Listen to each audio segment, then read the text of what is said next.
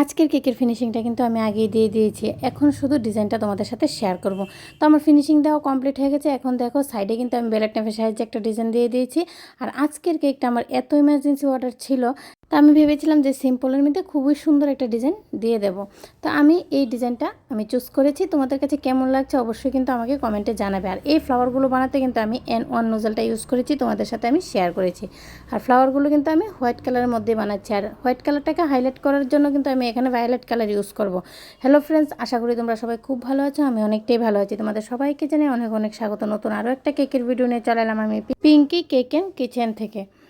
তো আমি দেখো নিচের বর্ডারটাও কিন্তু দিয়ে দিচ্ছি। আর নিচের বর্ডারটা দেওয়ার জন্য কিন্তু আমি এখানে স্টার নোজেল ইউজ করেছি। আর নিচের বর্ডারটাও আমি হোয়াইট কালারের মধ্যেই দিচ্ছি। আর এখন আমি ভায়োলেট কালারের ক্রিম নিয়ে নেব আর পুরোটা কেক কিন্তু হাইলাইট করে দেবো। তার জন্য কিন্তু আমি স্টার নোজেলই নিয়েছি। আর সেমভাবে ভায়োলেট কালার দিয়ে কিন্তু পুরোটা কেকের মধ্যে হাইলাইট করে দিচ্ছি। কেকটা দেখতে অনেকটাই সুন্দর হয়েছিল।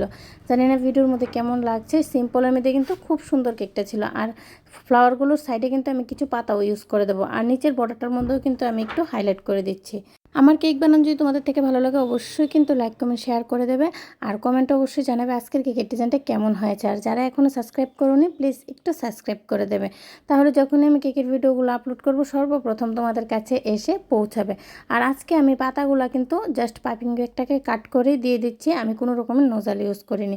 ছোটো ছোটো পাতা দিতে গেলে কিন্তু কোনো রকমের নোজাল ইউজ করার কোনো দরকার নেই। পাইপিং ব্যাগটা থেকেই কিন্তু হয়ে যায়।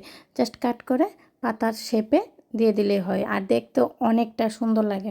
তো আমার উপরে পাতা দেওয়া কমপ্লিট হয়ে গেছে। এখন আমি নিচের ফ্লাওয়ারগুলোটির সাইডেও কিছু পাতা ইউজ করে দেবো। আর অনেকগুলো সুগার বল ইউজ করবো কেকটার মধ্যে।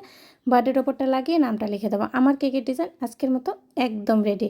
নেক্সট টাইম নতুন আরও একটা কেকের ভিডিও নিয়ে তোমাদের সবার সাথে আবারও দেখা হবে। সবাই খুব ভালো থেকো, সুস্থ থেকো আর অনেক অনেক আনন্দে থেকো।